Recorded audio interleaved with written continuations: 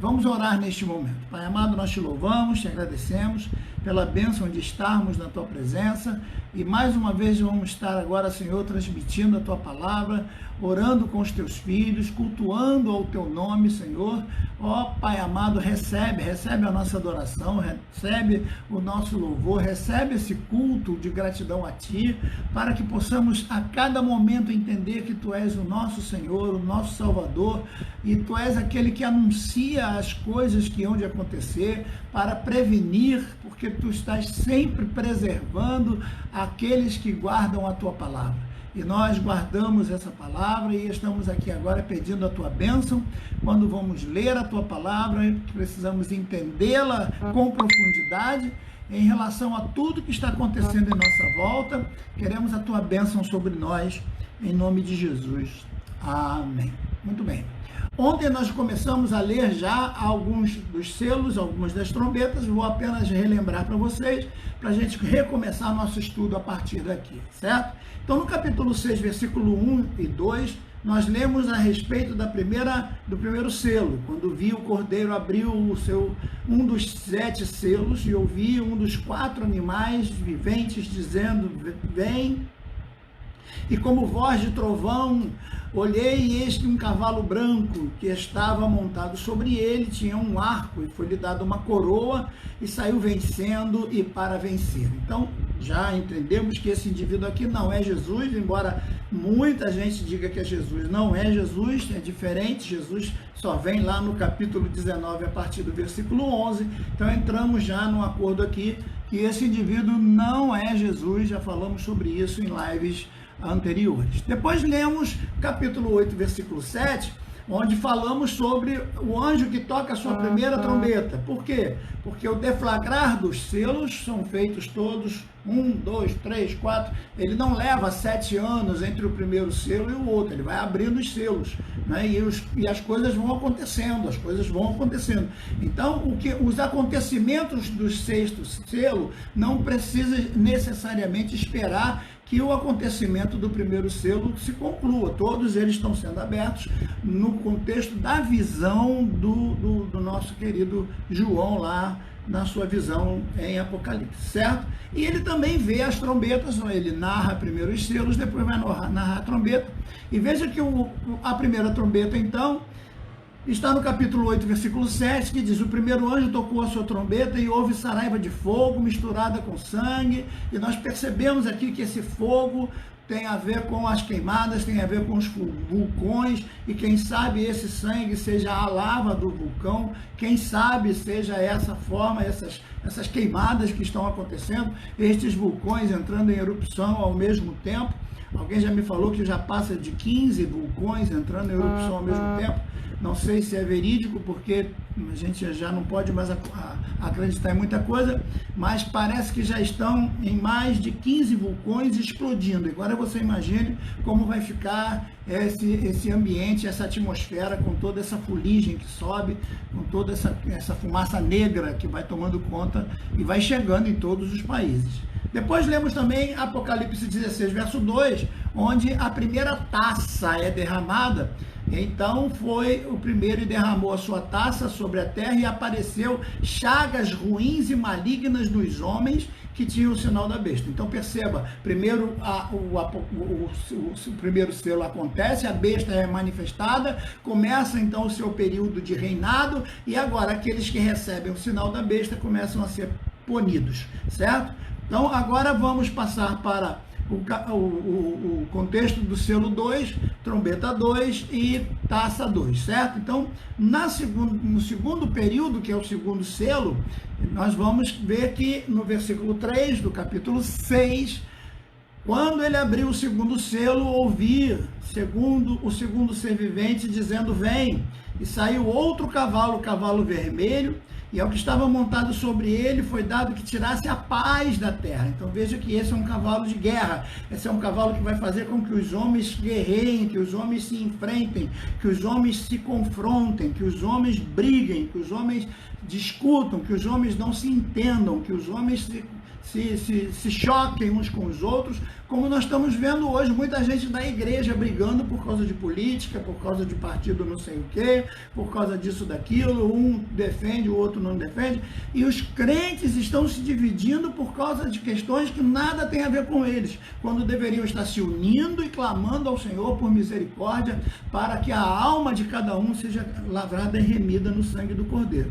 Então, esse cavaleiro que vence, ele tem o poder de matar, né, e fazer com que os homens se matem, e ele tem a espada na mão da autoridade para tomar decisões e fazer com que os homens guerreiem literalmente. Então tudo indica aqui que depois que o anticristo tomar o poder, uma grande guerra começa a acontecer.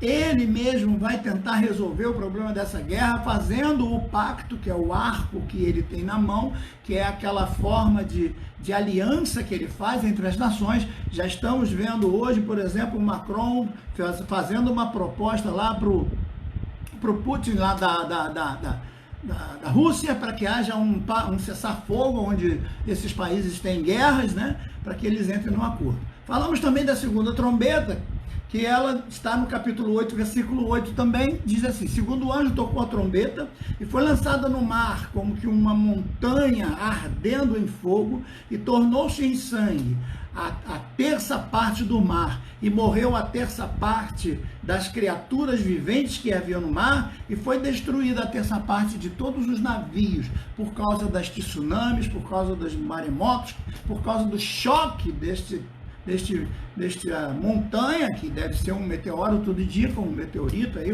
meteorito não, já é um meteoro mesmo, pelo tamanho, é uma montanha que vai vir do céu. Então vem incandescente, lógico, e isso tem radiação, isso tem a potência disso, é como várias e várias, centenas e centenas de bombas atômicas explodindo ao mesmo tempo, e isso é incalculável, certo? Depois falamos também da segunda taça, lá no capítulo 16, versículo 3, onde o segundo anjo derramou a sua taça sobre o mar e tornou-se em sangue, como de um morto, e morreu todo o ser vivente que estava no mar. Ou seja, perceba que o choque deste meteoro vai fazer com que a radiação contamine a água toda, vai se poluir, né? E agora, no contexto da taça, você percebe que esse mar todo poluído vai matar todos os peixes, e isso nesses 7 anos da grande tribulação, tá certo? Então, paramos aqui, nós vamos continuar a partir do terceiro selo. Então, olha agora o que vai acontecer no terceiro selo. São 2 versículos que vamos ler, né, que está no capítulo 6. Preste atenção que nós vamos ler e já vamos conversar a respeito também. Então, vamos lá. Quando abriu o terceiro selo, ouvi o terceiro ser vivente dizendo: vem. E olhei, e eis que um cavalo preto, que estava montado sobre ele, tinha uma balança na mão. E ouvi como que uma voz no meio dos 4 seres viventes que dizia: um punhado de trigo por um denário. Aqui eu vou precisar explicar o denário. Ário vem de dia, de trabalho, né? E o dene vem de 10, então seriam 10 dias de trabalho.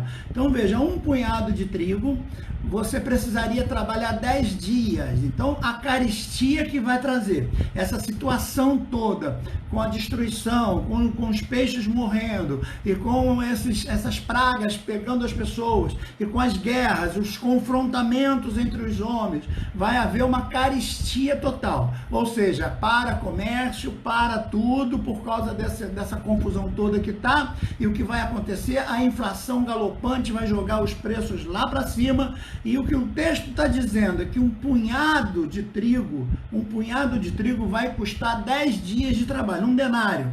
E 3 punhados de cevada vão custar também um denário. E ele diz: e não danifiques o azeite e o vinho,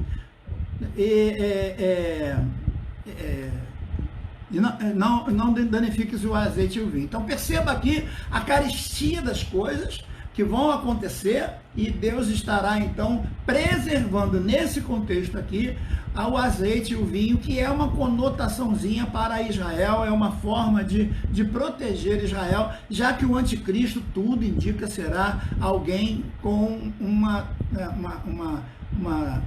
um pezinho em Israel, em Jerusalém, será, tudo indica, alguém que venha de Israel. Alguns acham que é da tribo de Dan, outros discutem que é também da tribo de Judá.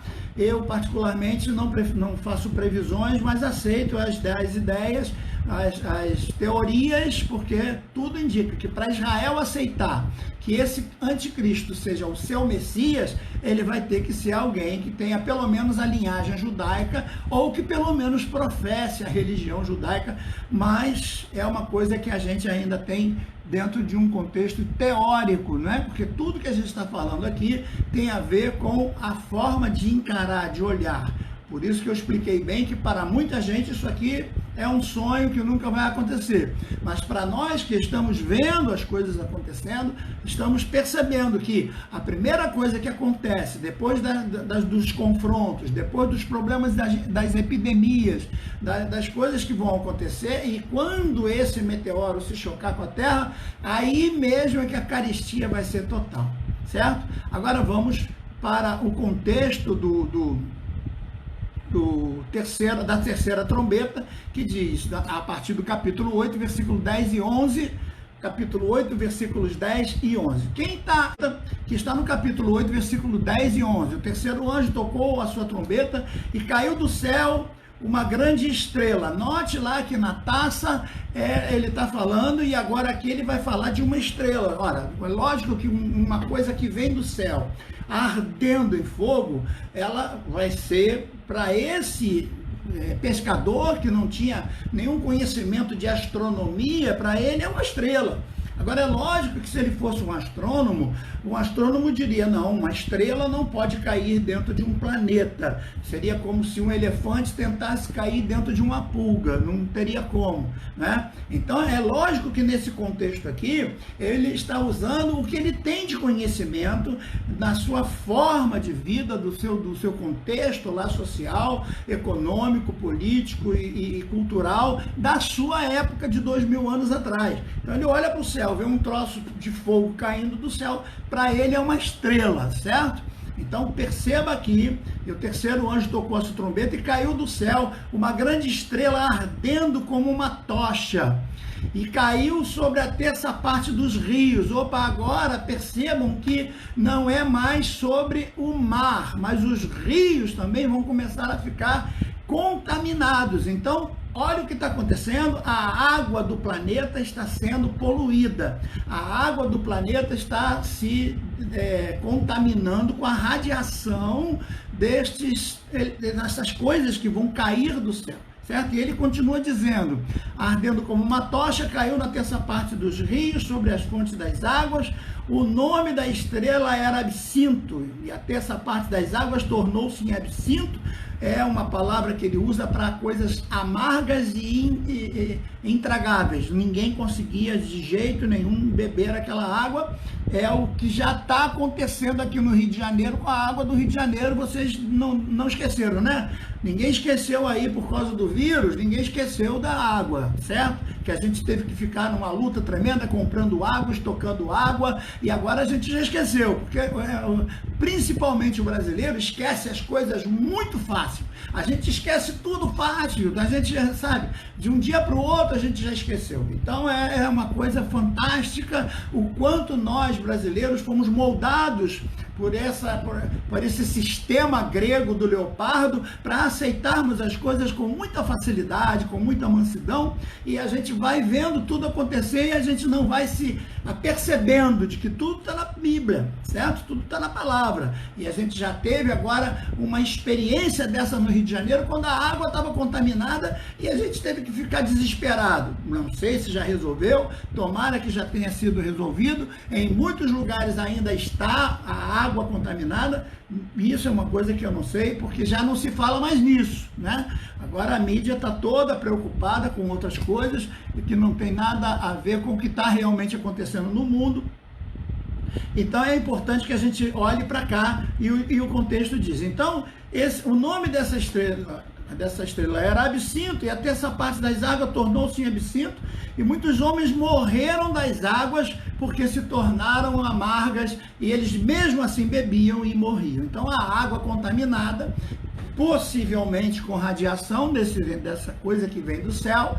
Tudo que vem do céu tem contaminação, tudo que vem do céu tem radiação, tem um monte de outras coisas, e é importante que a gente perceba isso com muito carinho, com muito cuidado. Vamos então agora para a terceira taça, para a gente perceber o que está acontecendo na terceira taça, certo? E o que Deus vai dizer, vamos lá, e o terceiro anjo derramou a sua taça sobre os rios. Opa, de novo, para você perceber, por isso que eu gosto de ler assim, você vai lendo, se você lê o selo primeiro, depois lê as trombetas, depois lê todo o selo, as taças, você não percebe que os acontecimentos são praticamente os mesmos, mas ele está se referindo à forma de Deus agir com relação a selo, autoridade, trombeta para anunciar, e taça corresponde à vingança, o cálice da ira, a taça da ira, do furor. Então, no fundo, os selos, as trombetas e as taças são formas diferentes de ver a condenação que vai acontecer nessa grande tribulação. Então, perceba que tem todo um contexto de acontecimentos que são bem relacionados. Então, por isso que é interessante você ler ao mesmo tempo. Então, veja, a gente acabou de ler a trombeta e agora a gente vai ler a taça. E na taça diz: o terceiro anjo derramou a taça sobre os rios, nas fontes das águas, e tornaram em sangue. E ouvi o anjo das águas dizer: justo és tu, que és o que eras, santo, porque julgas as coisas, porque derramaram o sangue dos santos e profetas, e tu lhes tens dado o sangue a beber, eles o merecem. E ouvi a voz do altar que dizia: na verdade, ó Senhor Todo-Poderoso, verdadeiro, tu és juiz, e todos os juízos são teus. Mas perceba que nós estamos vendo a questão dos inícios das guerras, das caristias, das pestes, dos problemas causados na sede, na contaminação das águas e nas doenças que vão dar no povo. Tudo isso acontecendo nesse período, assim que o anticristo assumir, e nós já estamos começando a sentir essa preparação das coisas, esses anunciar dessas coisas que estão para acontecer a qualquer momento. Vamos para o quarto selo agora. O quarto selo diz assim, quando abriu o quarto selo, ouviam a voz do quarto ser vivente. Repare que sempre o quarto ser vivente, o primeiro ser vivente, o segundo ser vivente, é que vão dizer, né, a voz de comando vai ser dada, e eles vão dizer: vem, pode vir, pode fazer. Eles estão acompanhando tudo. Agora no versículo 8 vai dizer: e olhei, eis que um cavalo amarelo, e o que estava montado sobre ele chama-se Morte. Ora, lógico, depois que vem, o anticristo toma poder com o cavalo branco, vem depois o cavalo vermelho causando guerras e destruições em todos os cantos, depois vem o outro, enfim, agora só tem que ver o quê? A morte, que vai ser a consequência de tudo aquilo que está acontecendo, certo? Então veja que agora esse cavalo amarelo, o que estava montado sobre ele chama-se Morte, e o Hades seguia. Então veja o Hades aqui como sendo uma alusão ao inferno, aos mortos, né? Quer dizer, o indivíduo é o rei da morte, é o senhor da morte que vem, e o inferno o seguia, o Hades o seguia. E foi-lhe dada autoridade sobre a quarta parte da terra para matar com a espada e com... Prestem atenção, a autoridade foi dada para que eles viessem para matar com a espada, com fome, com peste, com as bestas feras da terra. Então, ele vem para ceifar, para cortar, para matar, roubar e destruir, conforme já tinha sido colocado antes. Então, a autoridade dele é para vir matar com a espada, com muita fome que vai acontecer, porque tudo está caro, as pessoas estão tendo que comprar um punhado de trigo por 10 dias de trabalho, então muita gente vai ser morta. Note aqui que ele está falando que 1/4 da terra, então nós temos 8 bilhões, isso quer dizer que 2 bilhões de pessoas só nessa leva morrem de fome. Fome. Morrer sem ter o... Vamos ler então a 4ª trombeta. Acabamos de ler o 4 selo. A 4ª trombeta, quando o anjo tocou a sua trombeta, eu estou lendo o capítulo 8, versículo 12 e 13.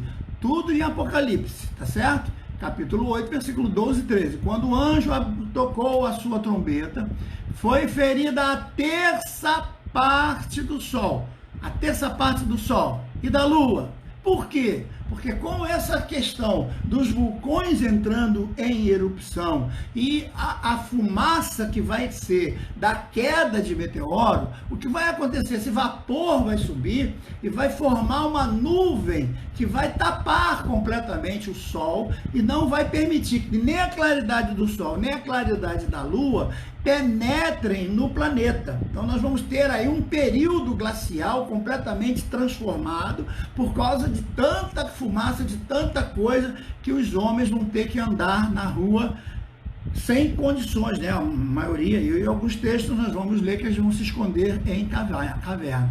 Então, a 1/3 parte das estrelas, tudo vai sumir, não vai ter como saber, porque está tudo escuro por causa da poluição que vai acontecer. É fácil você ver, por exemplo, São Paulo, quando está em pleno desenvolvimento daquelas fábricas todas, o céu fica meio embaçado, meio nublado, com a fumaça que acontece lá. Então, a 1/3 parte das estrelas vão escurecer, a 1/3 parte não vai brilhar, semelhantemente da noite, a lua também não vai transmitir a sua cor, né, o seu brilho.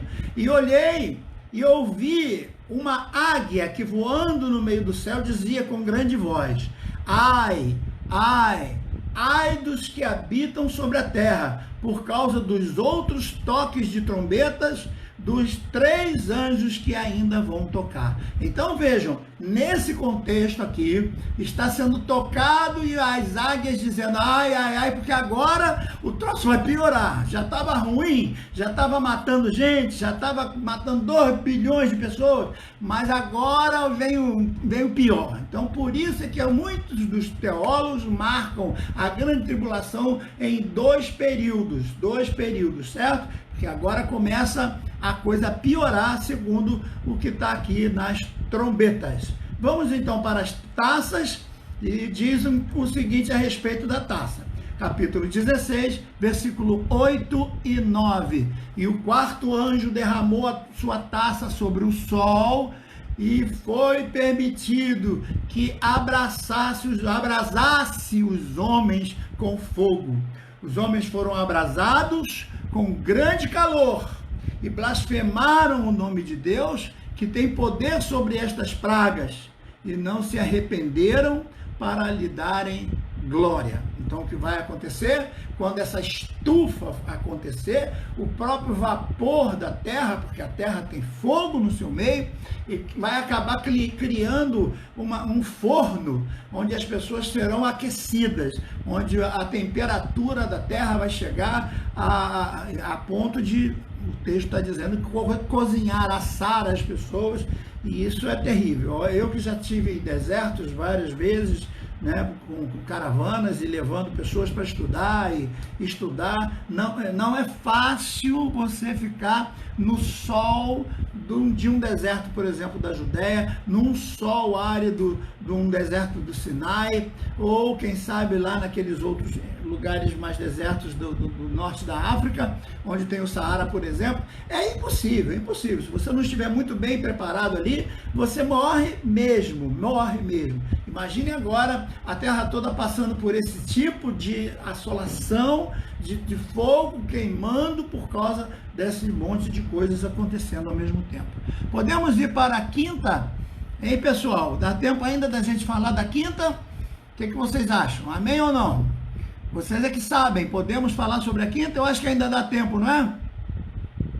Hein? Quem acha que sim? Me responda. Vocês estão me ouvindo bem, não estão? Hein, pessoal? Alô? Alguém responde alguma coisa? A última a falar aqui foi Flávia, depois Sheila Machado. Quem mais está falando alguma coisa aí, por favor, me ajuda para poder eu não ficar falando sozinho. Tá todo mundo certo? Não caiu nada? Eu vou continuar então.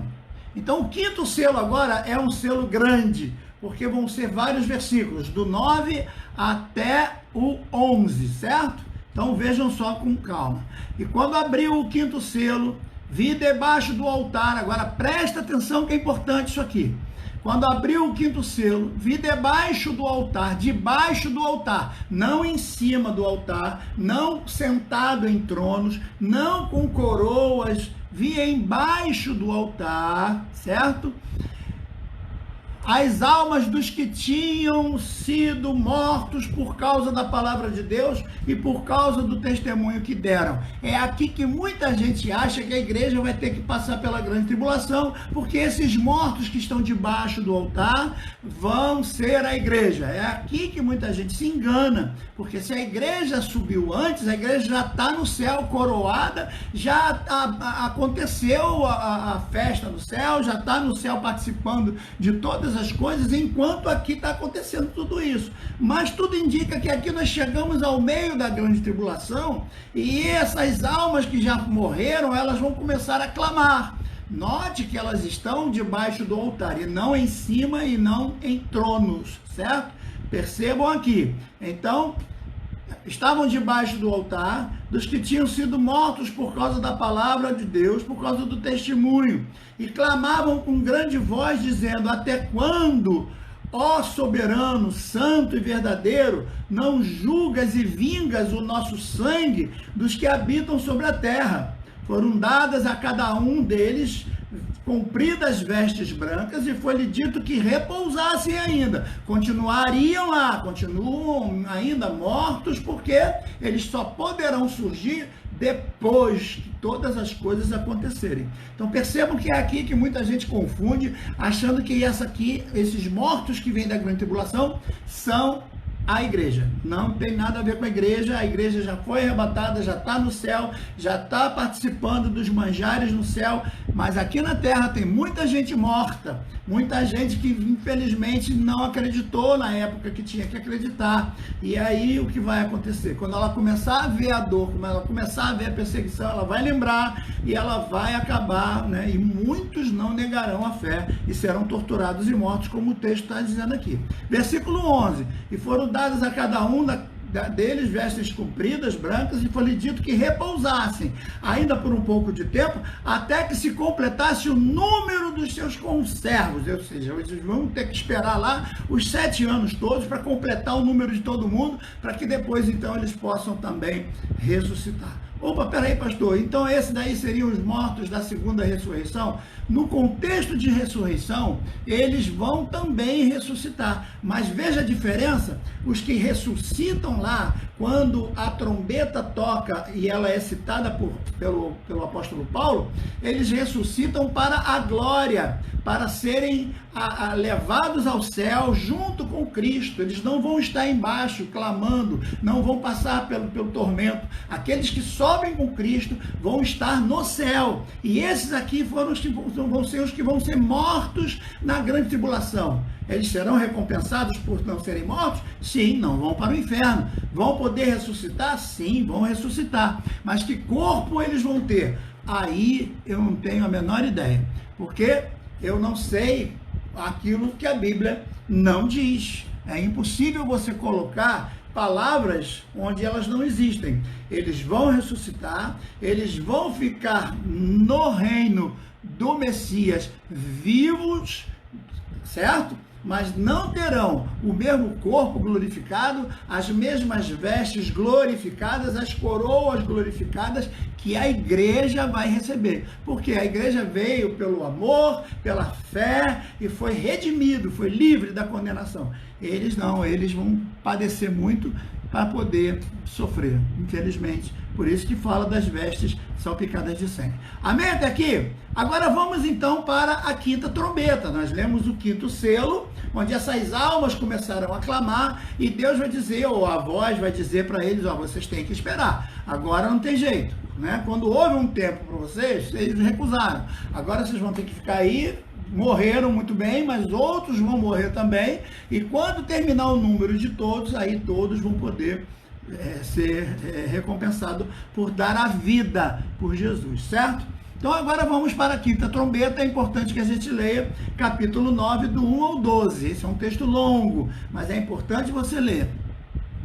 E o quinto anjo tocou a sua trombeta e viu uma estrela que do céu caíra sobre a terra. E foi-lhe dada a chave do poço do abismo. E abriu-se o poço do abismo, e subiu uma fumaça do poço, como fumaça de uma grande fornalha. Veja, uma estrela caindo do céu que abre a porta do abismo, quer dizer, e desse buraco, desse abismo, dessa cratera que cria, sobe uma fumaça, uma coisa, uma radiação, que vai começar a matar as pessoas. Da fumaça saíam gafanhotos, está escrito no versículo 3, tá bom? Então, capítulo 9, versículo 3, da fumaça saíram gafanhotos. Gafanhoto na Bíblia é sempre símbolo de destruição. Gafanhoto na Bíblia é a sentença de Deus para punir a humanidade, porque ele se alimenta de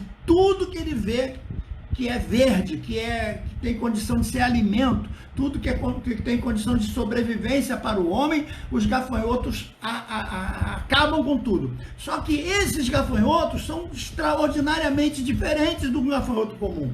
Vejam, da fumaça então saíram gafanhotos sobre a terra, e foi-lhes dado poder como tem os escorpiões. Então não são apenas gafanhotos que comem erva, que comem a folha, mas eles também têm ferrão para picar as pessoas, para fazer mal aos seres viventes, certo? Foi-lhe dito que não causasse dano à erva nem à terra. Opa, esses gafanhotos são diferentes porque não comem erva, não causam dano. Mas para que eles vão fazer? O que vai acontecer? Foi-lhe dito que não fizessem dano à erva da terra, nem a verdura alguma, nem árvore alguma, mas somente aos homens que não têm na fronte o selo de Deus. Foi-lhe permitido,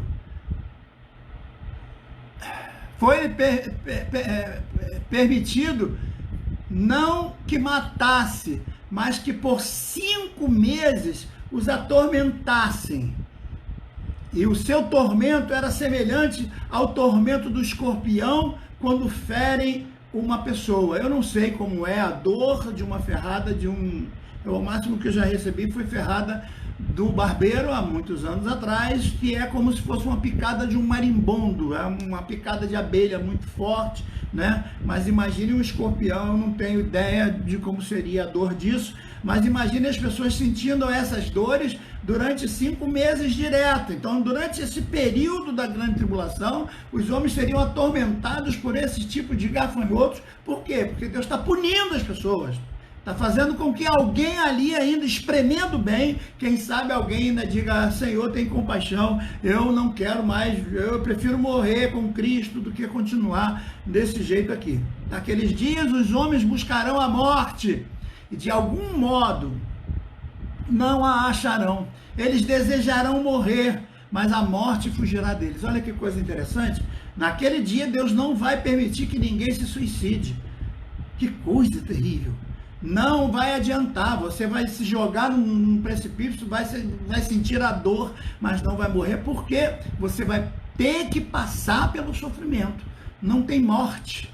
Olha, durante esse período aqui, a morte vai ser tirada e as pessoas vão ter que sofrer, vão padecer. Imagine uma pessoa que perde o braço e vai ficar sentindo a dor o tempo inteiro porque não tem morte. Durante esse período, é uma coisa que não dá nem para a gente entender, é uma coisa que não passa pela imaginação do homem. Assim como as coisas grandiosas que Deus tem reservada no céu, são coisas que jamais passaram pela imaginação do homem, as maldições que estão para acontecer sobre a terra também nunca passou pela imaginação do homem, certo? Agora vejam o versículo 7. A aparência dos gafanhotos era como semelhante à de cavalos aparelhados para a guerra.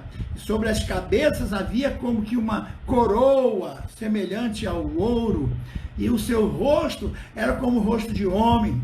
tinham cabelos como cabelos de mulher, e seus dentes eram como dentes de leões. Ó, que gafanhoto mais louco, mais doido, que troço mais louco, parece um demônio, gente, é um demônio que vem do abismo. Então que estrela é essa que vai ser solta? Muitas vezes na Bíblia a palavra estrela diz respeito a anjos que estão estabelecidos por Deus, e a Bíblia fala de anjos que estão presos. Quem sabe uma dessas estrelas é um anjo caído desse que está preso e vai ser solto nesse momento para que atormente a terra, para que faça mal à terra, porque todo mundo sabe que Satanás não era o pior de todos os anjos que pecaram contra Deus. Muitos estão presos, né? O que está agindo hoje por aí são demônios sem corpo, certo? Mas aqui é um texto que a gente tem que se debruçar com muito carinho, porque a intenção aqui é fazer a humanidade sofrer, para que a humanidade lembre-se de Deus, para que a humanidade olhe para Deus, para que a humanidade se volte para Deus, através do sofrimento, já que pela fé eles não vêm, já que pela pregação do Evangelho eles não aceitam, já que pelo conselho, pelo ensino da palavra, eles não se arrependem, então pela dor, quem sabe, né? E o versículo então continua, versículo 9, e tinham couraça como couraça de ferro, e o ruído das suas asas eram como ruído de carros. Quer dizer, será que ele não está vendo aqui helicópteros? Será que ele não está vendo aqui armamentos bélicos? Será que ele não está vendo aqui uma guerra de seres com capacidade de voar e de ferir os homens, de atacar os homens? Será que isso aqui são demônios? O que será que ele está vendo? Meus irmãos, eu não quero nem saber. Eu sei que o troço é complicado, é difícil de entender, certo? E o texto continua, que eles tinham caudas, versículo 10, e ferrões semelhantes das caudas dos escorpiões. Nas suas caudas estava o seu poder e faziam dano aos homens, e eles sofreram por 5 meses, e tinham sobre si o rei chamado Anjo do Abismo, cujo nome em hebraico é Abaddon e em grego Apolião. E isso foi passado o primeiro ai. O ai havia se passado. Eis que ainda, depois disso, vem 2 ais.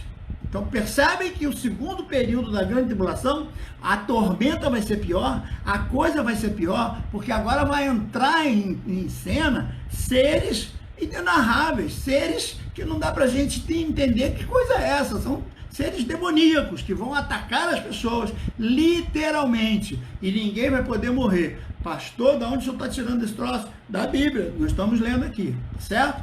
Agora vamos para a quinta taça para a gente fechar o dia de hoje, porque o tempo foi embora.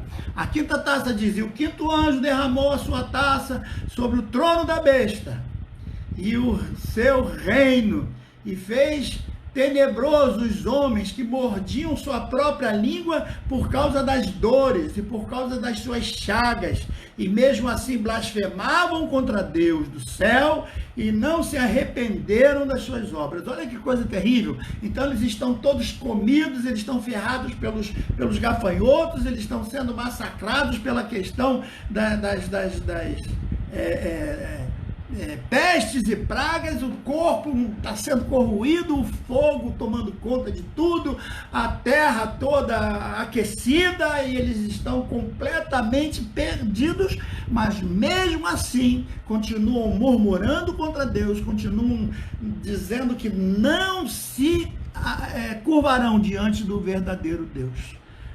Então nós vamos parar por aqui, meus irmãos, porque isso aqui está pior do que filme de terror, daqueles bem, sabe, cadavéricos, porque é impossível alguém em sã consciência ler uma coisa dessa e mesmo assim ficar inerte.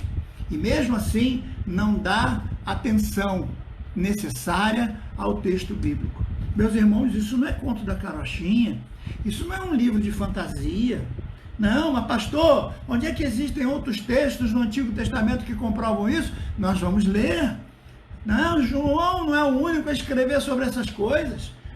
Um deles foi o profeta Joel, lá no capítulo 2, quando ele fala sobre tudo ardendo em fogo, as coisas acontecendo. Pedro também fala desse momento, tudo ardendo em fogo.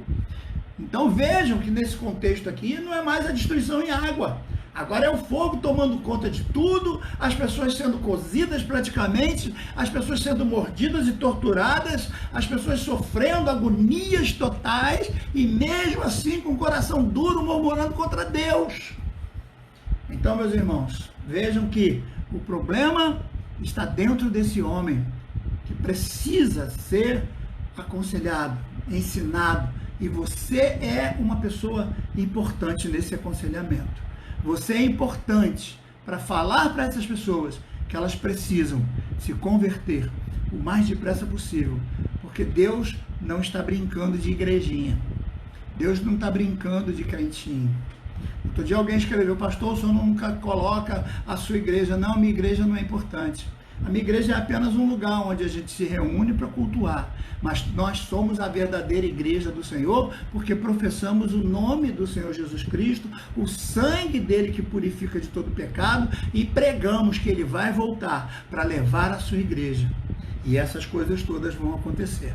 Vamos deixar os sétimos para a próxima aula de amanhã, e hoje nós